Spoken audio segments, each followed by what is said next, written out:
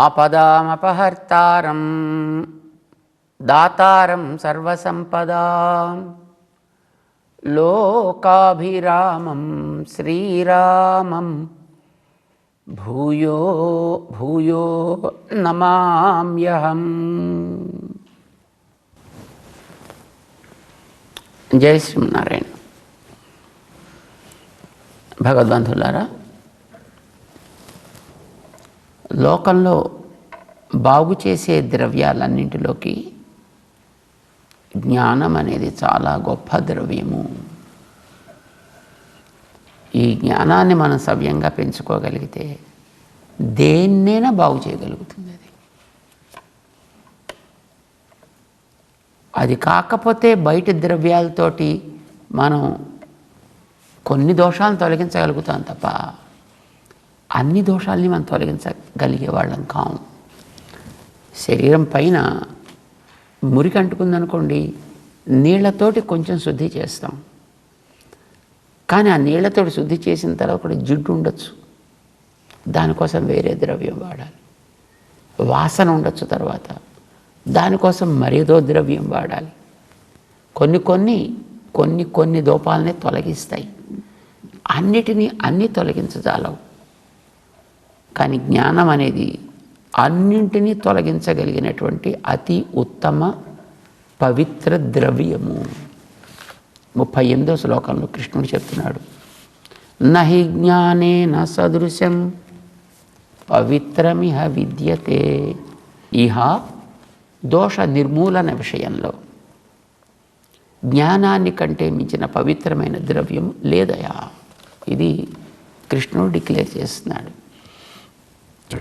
అంటే బహుశా జ్ఞానం కనుక సవ్యంగా ఉన్నట్టయితే ఏ ద్రవ్యాన్నైనా ఎక్కడి నుంచైనా సంపాదించి తను దాన్ని ఉపయోగించుకోగలగచ్చు. కనుక జ్ఞానం ఆయా ద్రవ్యాల్ని సేకరించి వాటిని ఉపయోగకరంగా తయారు చేయడంలో కూడా తోడ్పడేది కనుక జ్ఞానం.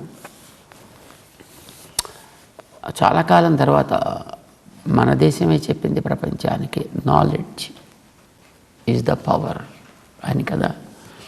అంతకుముందు ఏదో యాటమ్ బాంబ్స్ ఉంటే పవర్, హైడ్రోజన్ బాంబ్స్ ఉంటే పవర్, న్యూక్లియర్ వెపన్స్ ఉంటే పవర్ అని అనుకున్నారు.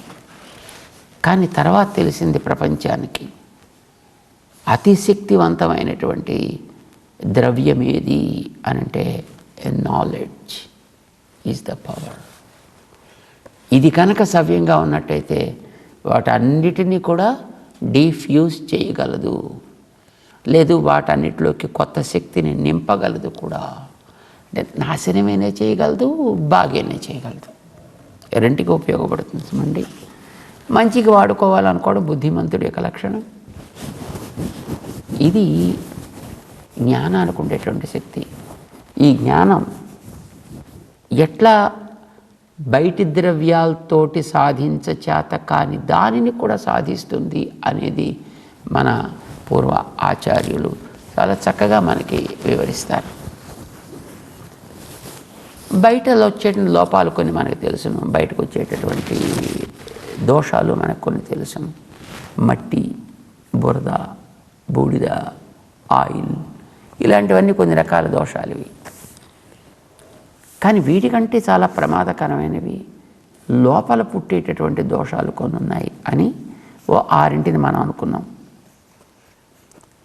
పరాశర భట్టర్ అని మహనీయులు చెప్తారు వీటి గురించి. అందులో మొట్టమొదటిది ఈ కనిపించే శరీరమే నేను అని అనుకోవడం. ఇదొక మహావ్యాధి. దీని పేరు ఏం పేరు పెట్టారు దీనికి? దేహాత్మ భ్రాంతి. శరీరమే నేను అని అనుకోవడం. శరీరం మనం కాదు కదా, ఇది నా శరీరం అంటున్నాం. నా చెయ్యి, నా వేలు, నా గోరు, నా చర్మం, ఇవంతా నా నా అని మనం అంటున్నాం. నా అంటున్నామంటే అది నేను కాదు, అది నాది, నాకు సంబంధించినది. అది వేరు, నేను వేరు అని అర్థం. శరీరం వేరే, శరీరం జీవుడి కంటే వేరే. శరీరాన్ని ఇక్కడ ఒక కాలం అయిన తర్వాత పాతి పెట్టేస్తారు, లేకపోతే కాల్చి పారేస్తారు, లేకపోతే కోసి పారేస్తారు, ఏదో చేస్తారు. మార్పులకి గురి అయ్యేటటువంటిది శరీరం. మార్పు లేకుండా ఉండగలిగినటువంటిది, లోపల ఉండేది ఏదో జ్ఞానాశ్రయమైనటువంటిది జీవుడు. కానీ ఇది తెలియక శరీరమే నేను అని అనుకుని వ్యవహరించేటటువంటి వ్యక్తులు కొందరు ఉంటారే, ఇది ఒక దోషం, ఇది ఒక పాపము. రెండవది, ఒకవేళ ఏదో కొంతకాలం వీడు ప్రయత్నం చేస్తే చేస్తే చేస్తే వీడు వాడు మిత్రులు వీళ్ళంతా చెబితే వీడిలో ఒక రకమైనటువంటి అవగాహన కలిగి ఒక రియలైజేషన్ ఏర్పడి ఓ శరీరం నేను కాదు, నేను లోపల ఆత్మని అని అనుకోవచ్చు. కానీ అలా అనుకున్న తర్వాత కూడా వచ్చే మరొక పాపం ఉంది. అదేంటి? నేను ఎవడికో చెందినవాణ్ణి, లేదా నేను స్వతంత్రుని, నా వెనకాతలు నడిపేవాడు ఎవడు లేడు, నేను ఎవడి కోసం పనిచేయాల్సిన అవసరం లేదు, నా అంతటా నేనే, నాది నేనే సాధించుకుంటా, నేనే తొలగించుకుంటా, ఇలా ఉండేవాళ్ళు కొందరు ఉంటారు. నా పైన నన్ను నియంత్రించేవాడనేవాడు ఎవ్వడూ లేడు, నేనే సర్వస్వతంత్రుణ్ణి. అలాంటి వాళ్ళకి అసురులు అని పేరు పెట్టారండి మన వాళ్ళు. అంటే వాళ్ళు కూడా బహుశా మనలాంటి వాళ్ళు అయ్యి ఉంటారు, వాళ్ళు మనుషులే అయ్యి ఉంటారు, వాళ్ళు మనలాగే తిరుగుతూ ఉండేవాళ్ళు అయ్యి ఉంటారు. కానీ వాళ్ళల్లో ఉండేటువంటి ఆ ప్రవృత్తిని బట్టి వాళ్ళకి అసుర అనే పేరు పెట్టేశారు. వాళ్ళకి భగవంతుడిని ద్వేషించేవాళ్ళు అని తాత్పర్యం. సో వాళ్ళంతా కూడా ఆసుర ప్రవృత్తి కలిగిన వాళ్ళు. స్వతంత్రత అభిమానం అంటారు. నేనే ఎవరి దగ్గర తల వంచను అంటున్నాను.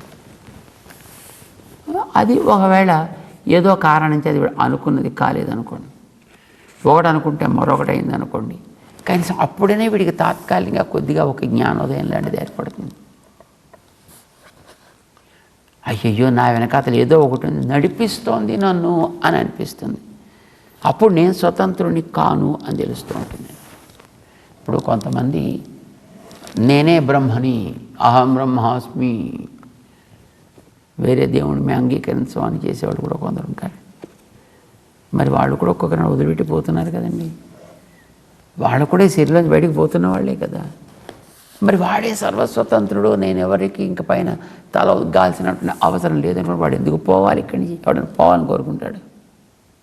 I don't think anybody opts. కానీ వాడు కూడా పోతున్నాడే అంటే వాడు స్వతంత్రుడు సర్వస్వతంత్రుడు కాడు. ఇది మామూలుగా తెలియదు.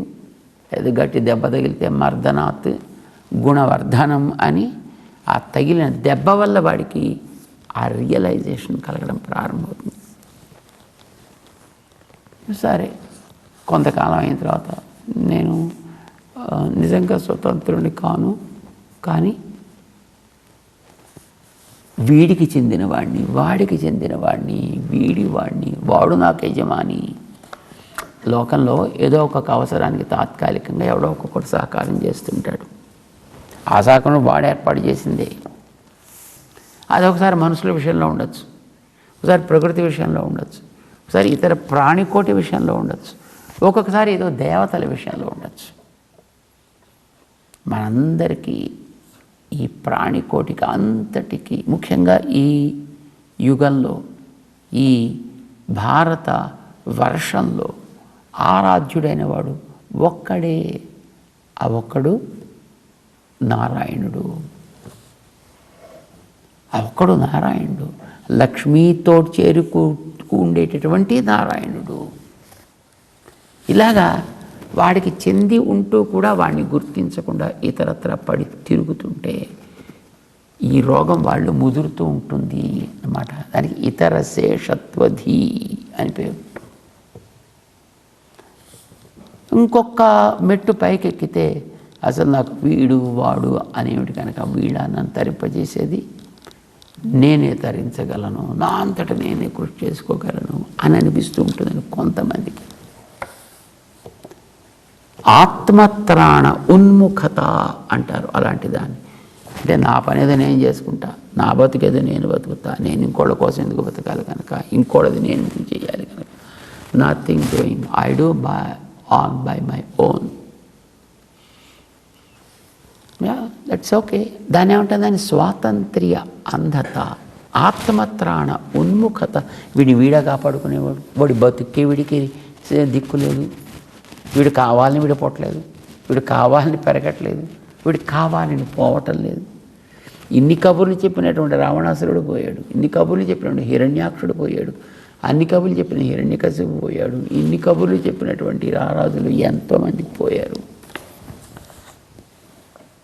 ఎంతోమంది పోయారు. తన్ని తాను కాపాడుకోగలిగితే, తన విషయంలో తనకే కనుక పూర్తి ఆధిపత్యం ఉన్నట్టయితే, ఆత్మత్రాణ ఆ స్థితి కనుక వీడిలో ఉన్నట్టయితే, వీడు ఎవరిని ఆశ్రయించాలి కనుక ఎప్పుడో బాగుపడి ఉండేవాడు. అది నీ ప్రభుత్వం ఎందుకు ఉండాలండి వాడు?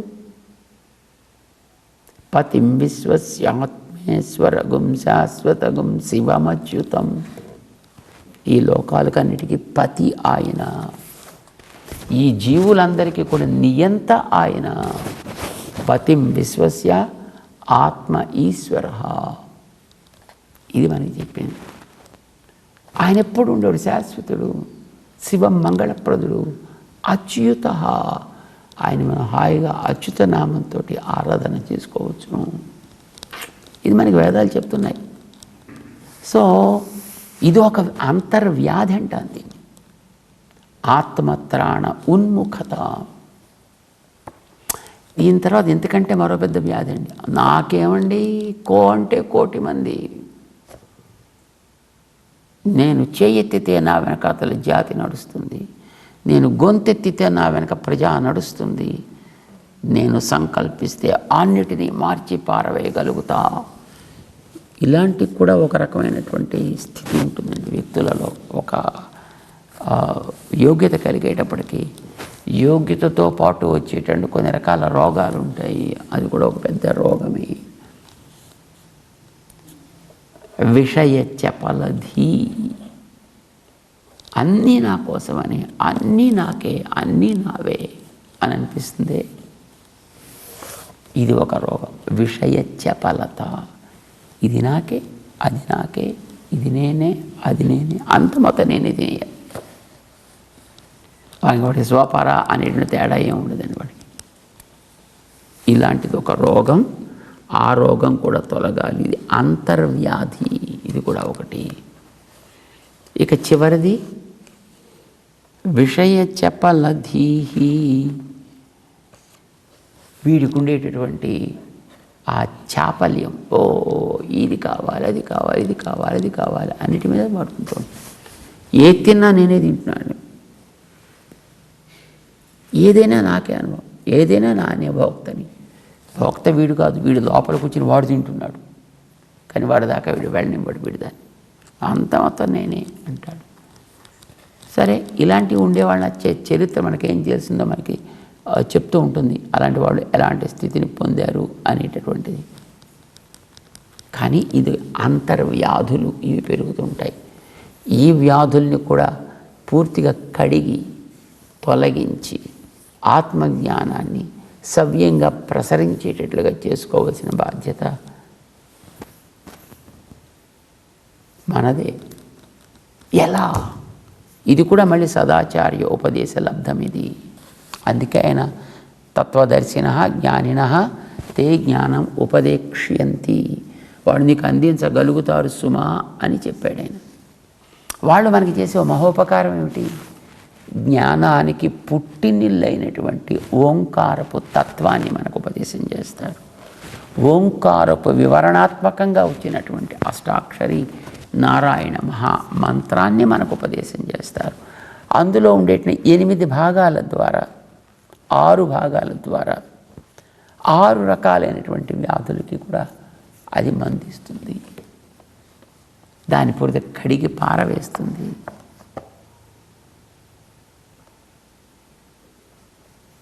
ఇది మనం చేయాలి.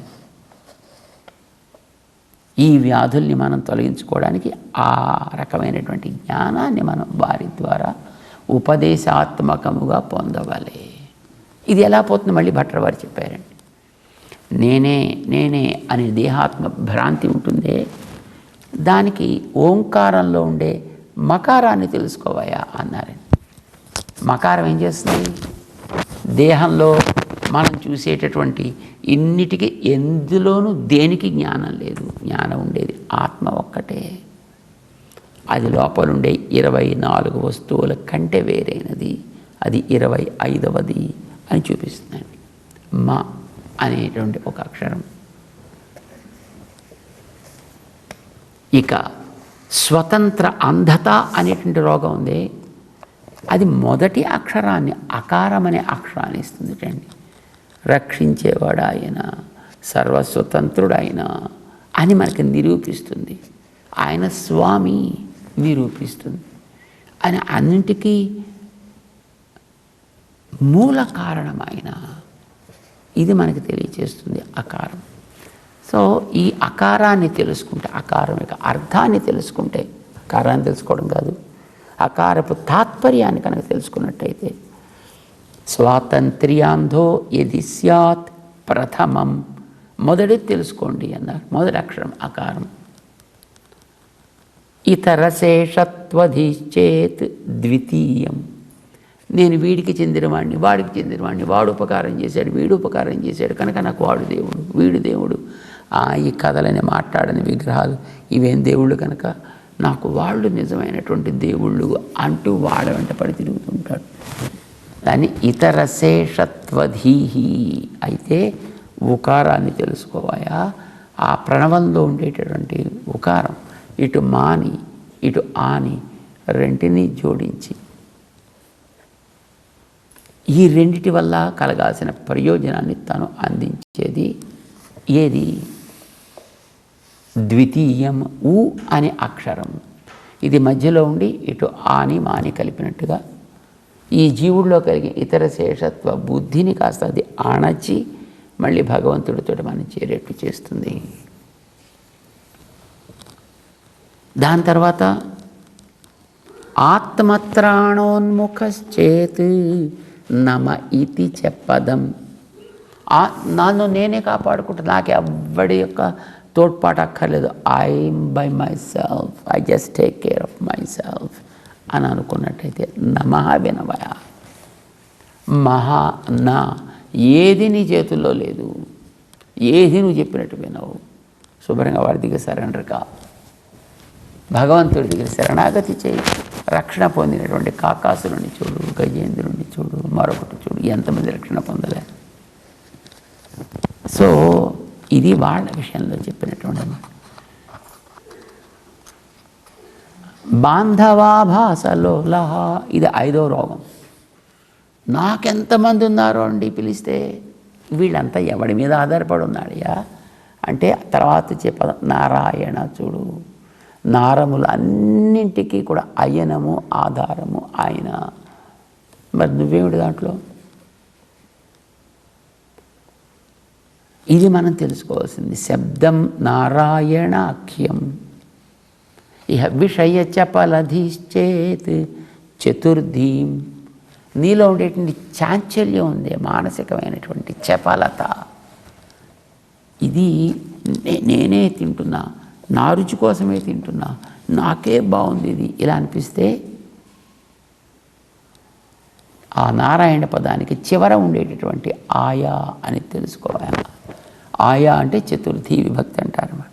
చతుర్థి విభక్తి అంటే నేను వాడికి చెంది ఉన్నప్పుడే నా ఉనికి, వాడికి చెంది ఉండకపోతే అసలు నా ఉనికే లేదు. గాలిపటానికి వెనకాల తోక ఉంటుంది చూడండి, ఇదివరకు ఉండే తోకలు, ఇప్పుడు తోకలు తీసారనుకోండి, కానీ గాలిపటానికి వెనకాల తోక ఎగురుతూ ఉంటుంది. ఈ తోకకంటూ వేరే ఎగ్జిస్టెన్సే లేదు. అది గాలిపడకతో ఉంటే అది కూడా అంతే ఎగురుతుంది. దాన్ని వదిలితే అసలు దాని రూపమే నాశనం అయిపోతుంది కదా. సో మనం వాడికి చెందిన వాళ్ళం కనుక అనుభవించేది లోపల భోక్తవాడు, కానీ మనకి నేనే భోక్తనని అనిపిస్తోంది.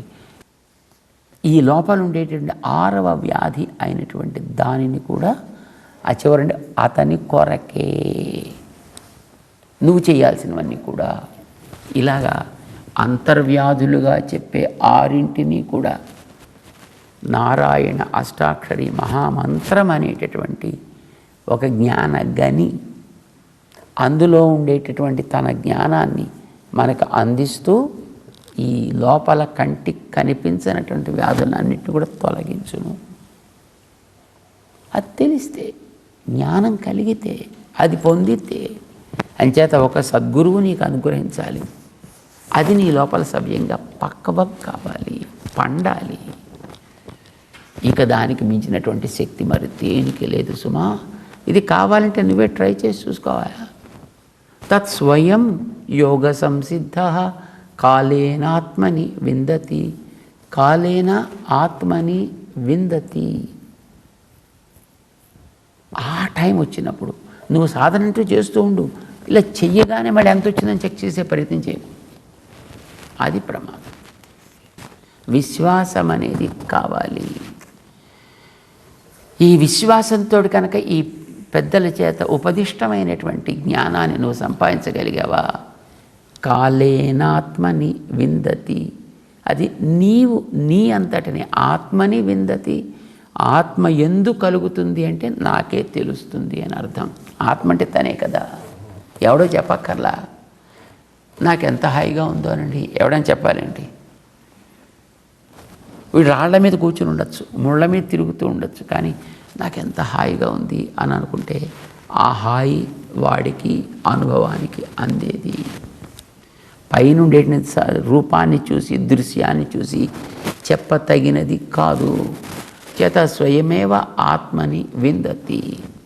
ఎప్పుడు యోగ సంసిద్ధ. ఇందాక మేము చెప్పినటువంటి ఆ యోగం అనేది ఉంది. ఆ యోగమునందు కనుక నువ్వు సరి అయినటువంటి అనుభవాన్ని గ్రహించగలిగితే యోగ సంసిద్ధి అంటే నువ్వు చేసే కర్మాచరణ బాగుండాలి. కర్మాచరణ బాగుంటే జ్ఞానం పెరుగుతుంది. కర్మాచరణ వల్ల శుద్ధి జరుగుతుంది, జ్ఞానం పెరుగుతుంది. లోపల వ్యాధులు నశిస్తాయి, బయట వ్యాధులు నశిస్తాయి. ఏ వస్తువుని ఎట్లా చూడాలో నీకు నేర్పుతుంది. నీకు కామం కలిగినటువంటి వస్తువు నాది అని అనుకున్నావు అనుకో, సరిపోయి.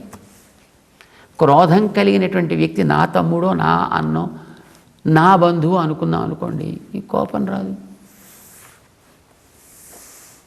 లోభం కలిగిన వస్తువు నావాడు అనుకుంటే వాడితో పంచుదాం అనిపిస్తుంది. నువ్వు తినడం కంటే ముందర వాడికి పెడదాం అనిపిస్తుంది. కనుక ఎప్పుడైనా జ్ఞానములో కనుక నీకొక మార్పు కలిగితే దోషములన్నీ సవ్యంగా మారుతాయి. అందుకే జ్ఞానం అనేది పరమ పావనమైనది. దాన్ని పెంచుకునే ప్రయత్నం చెయ్యి అంటూ అర్జునుడిని కృష్ణుడు ముందుకు తీసుకువెడుతున్నాడు. జై శ్రీమన్నారాయణ.